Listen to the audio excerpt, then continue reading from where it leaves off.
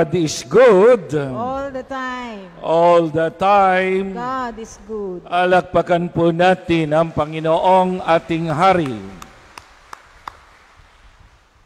Mga kapatid, dumating na tayo sa katapusan ng kalendaryo liturhiko, ang kalendaryo ng simbahan.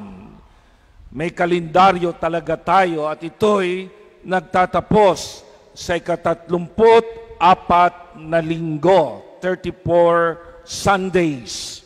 At ang kauli-hulihan nito ay dakilang kapistahan ng pagkahari ng ating Panginoong Hesukristo.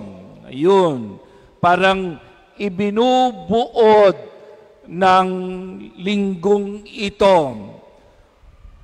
Binubuod ng ating Panginoon sapagkat siya ang Diyos ng kasaysayan, kasaysayan ng daigdig, ang Alpha at ang Omega, kasaysayan ng ating buhay. Kaya nga, napakagandang pagnilayan ang ibig sabihin ng pagkahari ng ating Panginoon.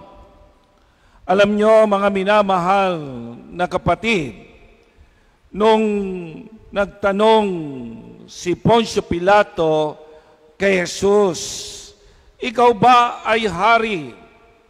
Hindi masyadong sumagot ang ating Panginoon sapagkat alam niya na hindi maintindihan ni Pilato ang pagkahari niya, kundi ang sagot niya lamang, hindi ito ang aking kaharian. Kung dito ang aking kaharian, ang mga anghel ang siyang magtatanggol sa akin, ang magsasanggalang sa akin. Pero meron sinabi, ang Panginoon, dumating na ang paghahari. Nariyan na, ngunit wala pa. Nariyan na ang kaharian kasi nariyan na ang hari.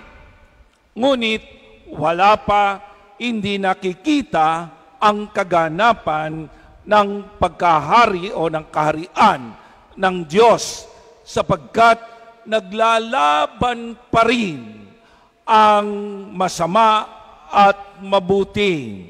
Kaya nga, ano ang role ng kaharian ng Diyos sa daigdig na ito?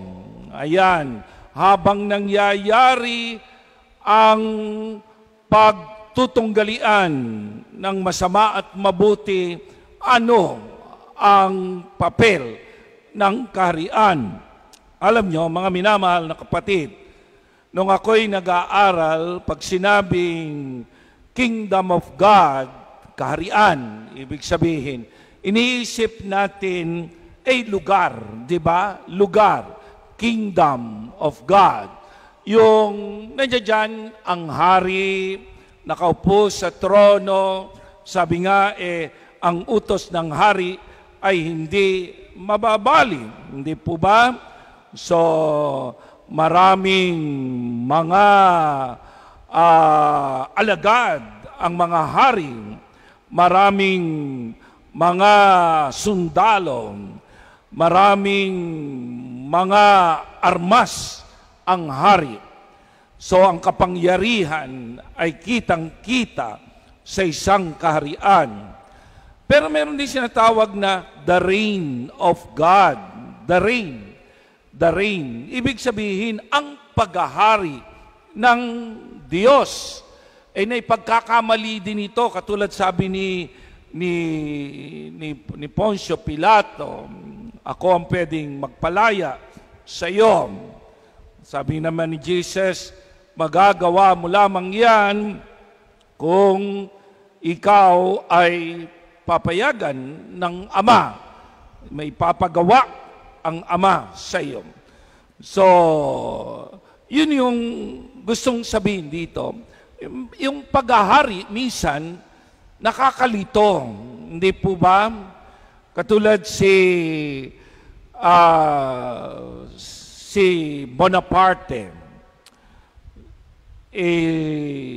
Itong si Bonaparte ay hari ng Pransya. Alam niyo ito, si Bonaparte, minamaliit niya ang simbahan, ang reliyon noong 19 na siglo kasi talagang pinamunuan niya ang Pransya at marami siyang sundalo, makapangyarihan talaga.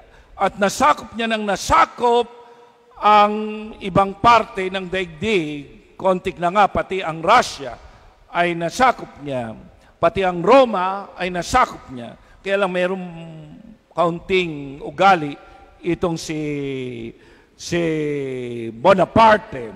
Si Bonaparte ay medyo magnanakaw. Ano po? Ninanakaw niya ang mga kayamanan ng mga nasasakop niya. Kaya galit na galit ang mga tao sa kanya. Pero pinakikitunguhan siya dahil siya'y makapangyarihan. So, makapangyarihan. Minsan ininsulto niya ang Santo Papa. Nasaan ang inyong kaharian? Ang kaharian ng Diyos ninyo. Wala nga kayong mga sundalo. Wala kayong armas. Ang sabi ng Santo Papa, Bonaparte, sabi niyang ganon, pag ikaw ay namatay, makikita mo ang kaharian ni Kristo.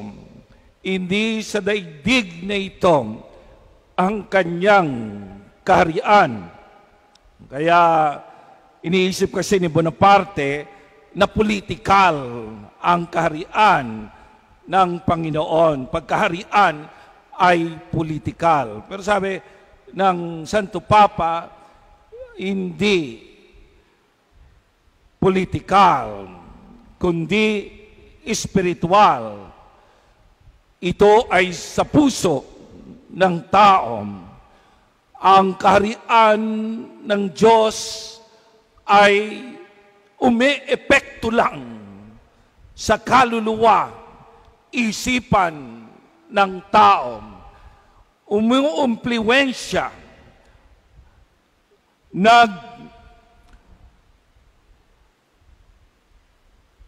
nagtutulak, nagmo-motivate sa tao ang Diyos.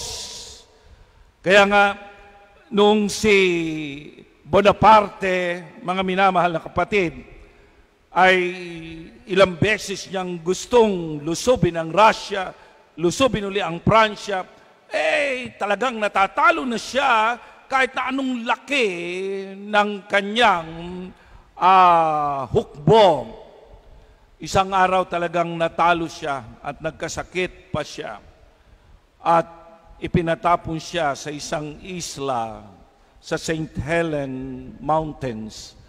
At doon, naranasan niya, naiilan na lang ang mga tauhan niya. Wala na siyang lakas, wala na siyang kapangyarihan. Yung mga tao na akala niya sa kanya susunod, sa kanya magtitiwala, nasa kanya ang puso. Abay, mga minamahal na kapatid, nasabi ni Bonaparte, ang kaharian ni Kristo ay patuloy na lumalawak kahit na walang mga hukbo na nakikita. Dumadami ng dumadami ang mga tagasunod ni Kristo, mga naiimpluwensyahan ng pananampalataya, ng mga paniniwala sa kanilang hari na si Jesus. Hindi katulad ko ako ay pinagtaksilan, ngayon ako'y wala ng tunay na kaharian. So doon natin mapapansin sa sinabi ni Bonaparte, ni Napoleon Bonaparte, na ang kaharian ng Diyos ay spiritual. Ang kaharian ng Diyos ay nasa puso ng sangkatauhan. Kaya kung mapapansin mo rito, mga minamahal na kapatid, sabing ganon ni Jesus, sabi niyang ganon, darating ang anak ng tao bilang hari, kasama ang lahat ng anghel, at luluklok sa kanyang maringal na trono. Ipakikita ito sa katapusan ng daigdig, at ipakikita ito sa katapusan ng ating buhay.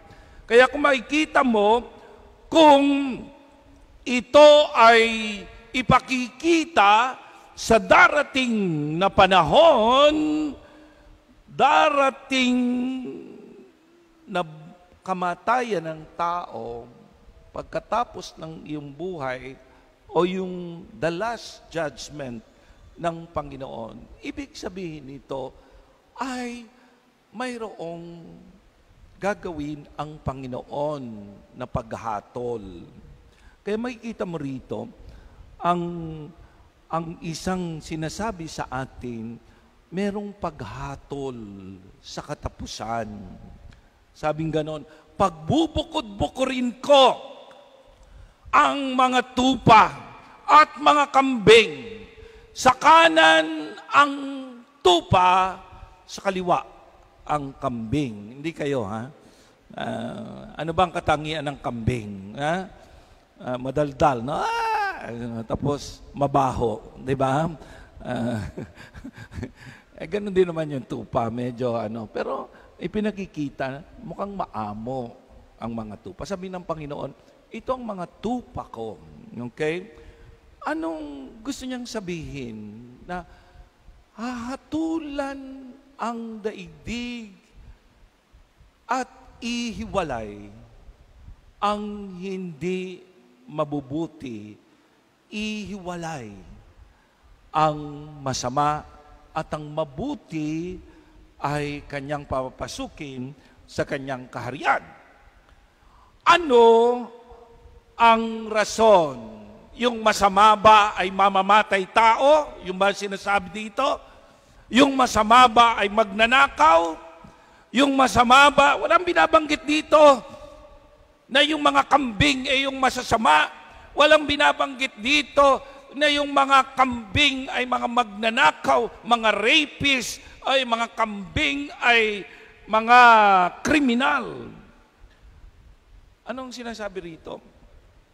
Sinabi rito, ilalagay niya sa kanyang kanan ang mga tupa at sa kaliwa ang kambing, at sasabihin ng hari sa mga nasa kanan, halika kayo mga pinagpala ng aking Ama, pumasok kayo at manirahan sa kaharian na inihanda para sa inyo mula pa ng likhain ng sanlibutan, sapagkat ako'y nagutom at inyong pinakain, nauhaw at inyong pinainom, ako'y isang dayuhan at inyong pinatuloy, ako'y walang maisusuot ang inyong pinaramtan, at nagkasakit at inyong dinalaw, at ako'y nabilanggo at inyong pinuntahan.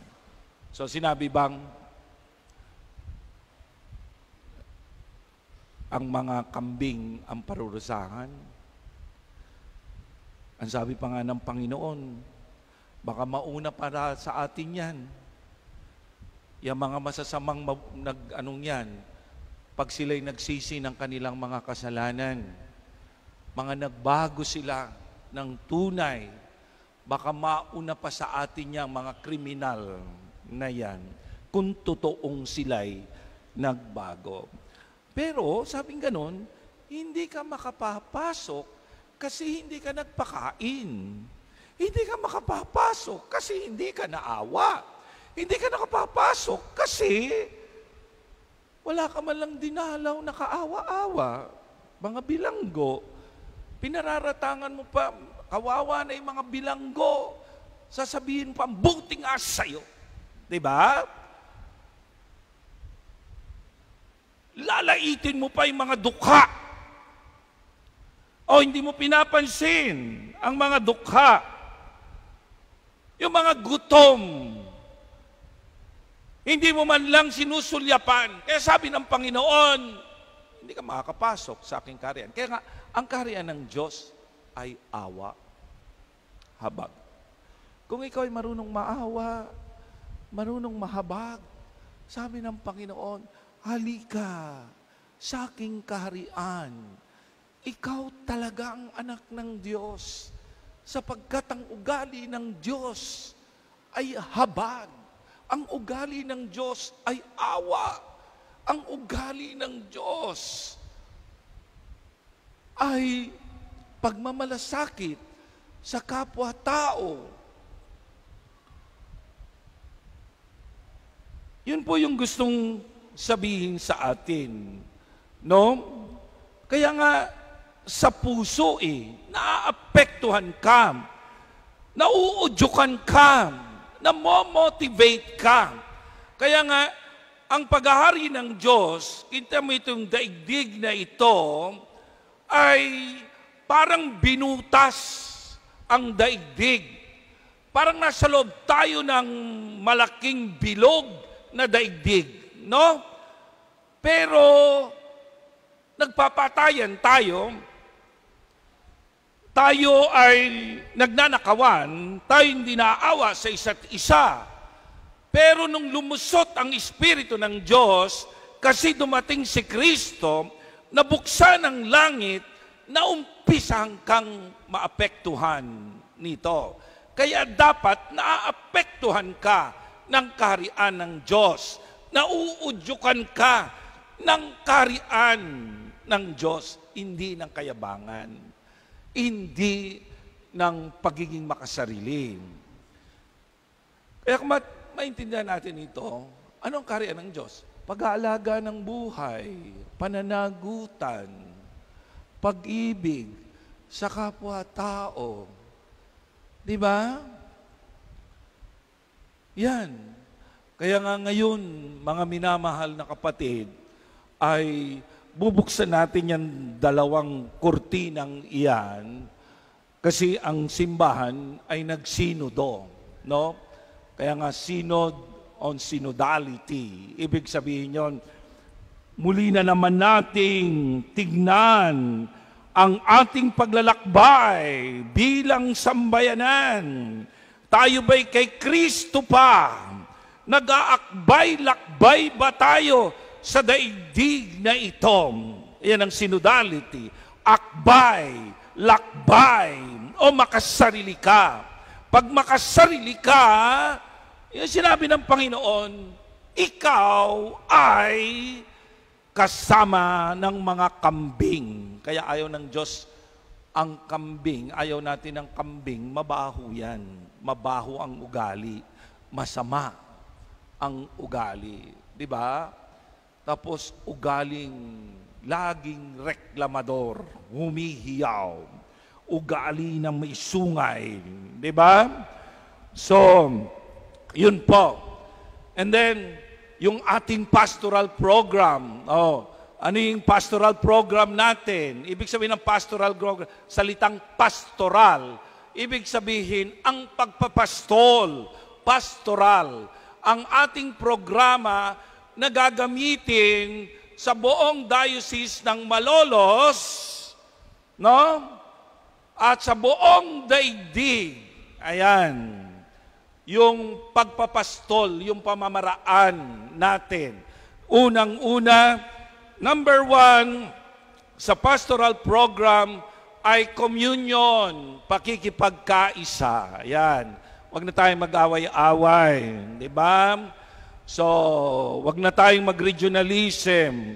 Ikaw, Bicolano ka, ako Tagalog, ikaw Bisaya, ikaw ay nasa ibang reliyon.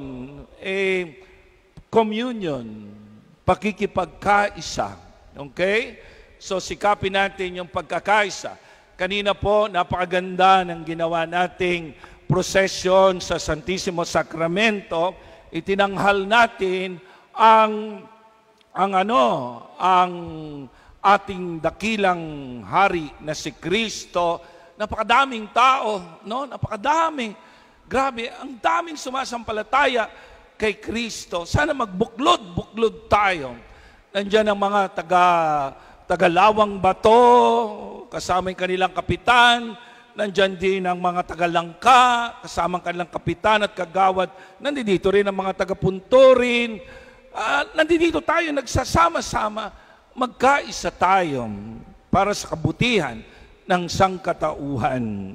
Di ba? So, yun. Una, pagkakaisa communion, pagbubuklod. Sumunod naman ay pagbabahagi.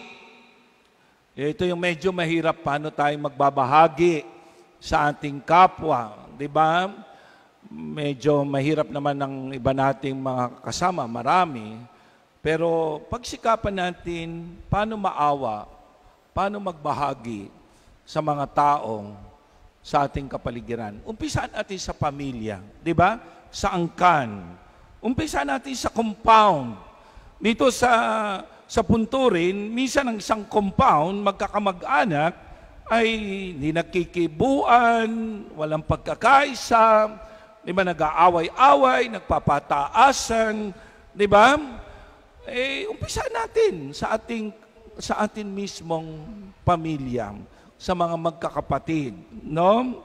So sikapin natin na tayo maging instrumento ng pagkakaisa at pagbabahaginan. And then pangatlo, sa susunod na taon ay mission. Kaya natapos na yung number 1, pagbubuklod. Sumunod na, ngayong taon na ito, pagbabahaginan. Sa susunod na taon ay pagmimisyon. Umpisahan nating misyonin ang ating mga kababayan, puntahan ang ating mga kababayan. Kaya katatapos ng eleksyon, di ba? So, yun, napakagandang gawin. Mag-umpisa muli tayo. Sama-sama muli tayo, magbahaginan tayo, magtulungan tayo bilang mga magkakapatid. Ang isang napaganda ng ibig sabihin sa puso, alam niyo mga minamahal na kapatid, itong si Caesar, si Julius Caesar, pinasasamba niya yung mga Kristiyano noon sa kanya. Pinasasamba niya yung mga tao sa kanya.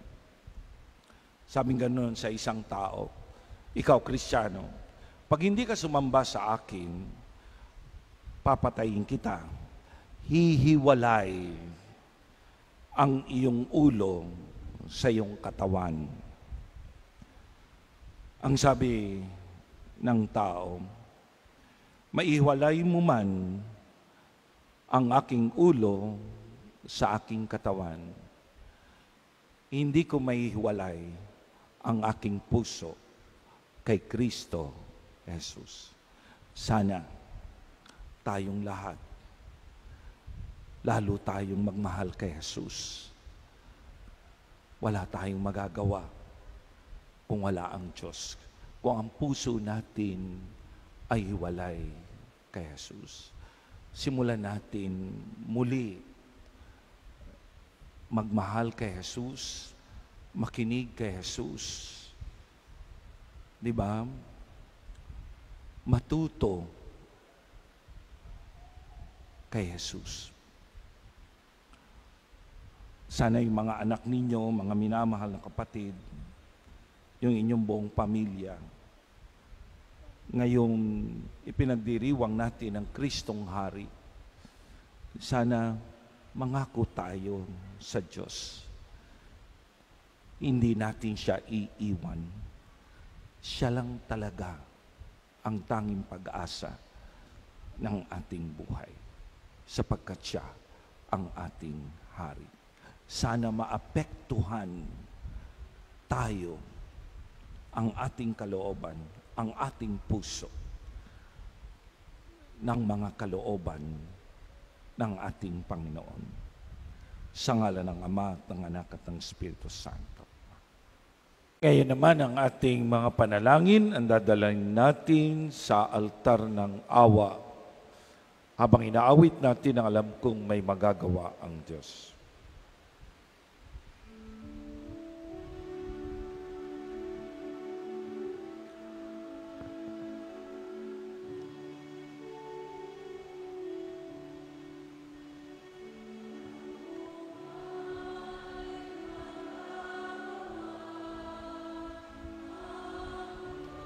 Alam kong may magagawa ang Diyos.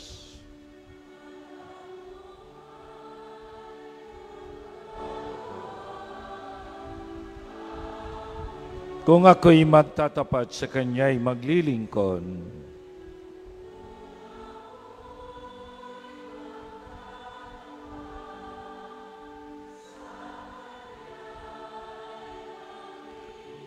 alam kong may magagawa ang Diyos.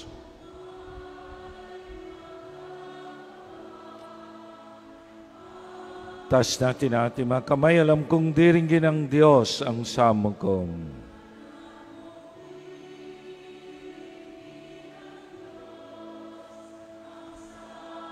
Alam kong diringgin ng Diyos ang samukong.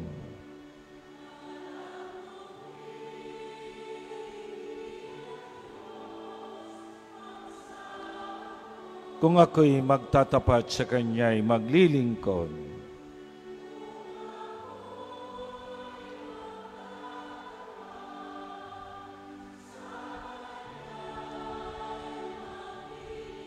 alam kong diringgin ng Diyos ang samukong.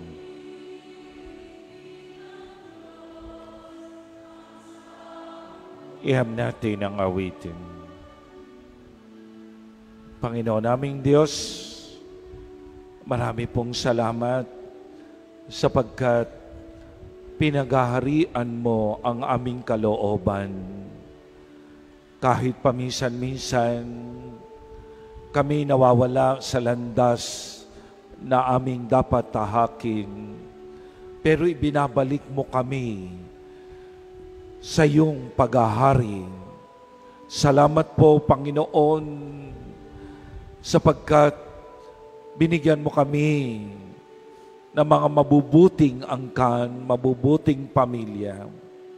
Hindi mga mamamatay tao, hindi mga masasamang tao. Pero ang isang pagkukulang siguro namin, Panginoon, at ito hihingi namin ng pagpapatawad.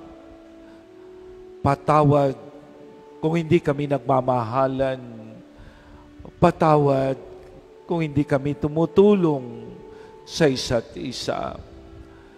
Patawad kung ang puso namin matigas kapag lumalapit sa amin ang mga mahal namin sa buhay at ang ibang mga tao na kaawa-awa at kahabag-habag.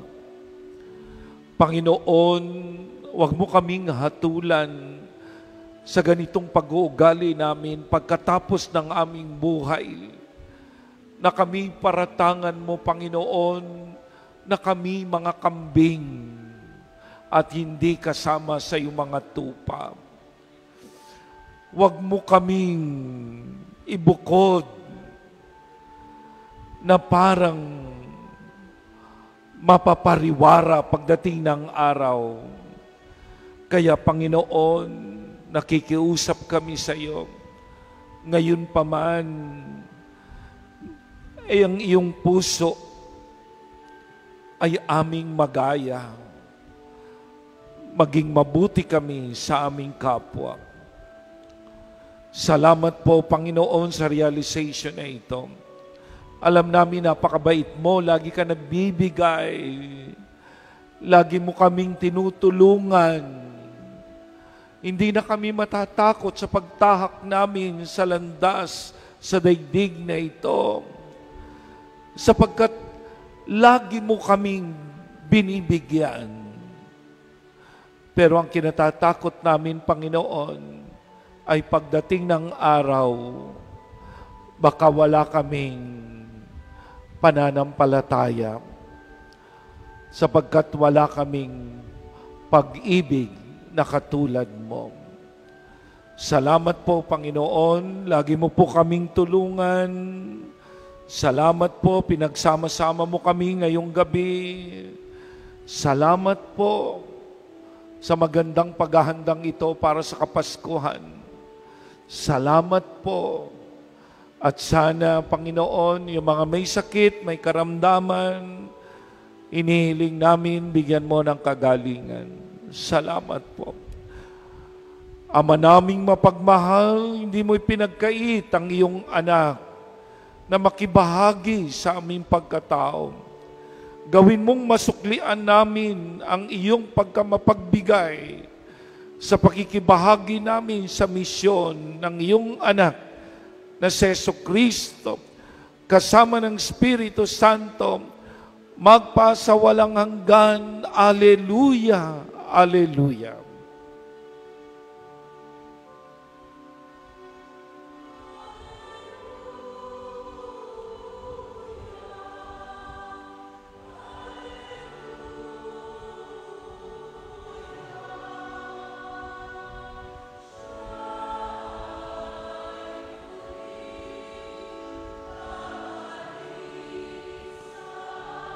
Alleluia, alleluia.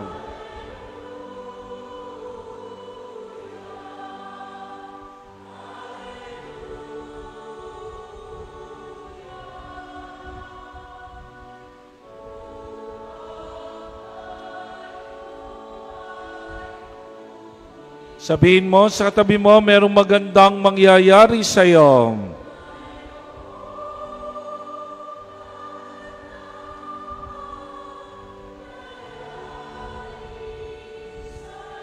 Kung lalapit ka kay Jesus,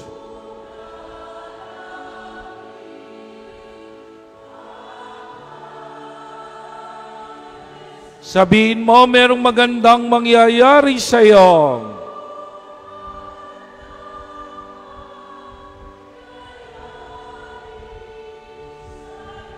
Kung lalapit ka kay Jesus,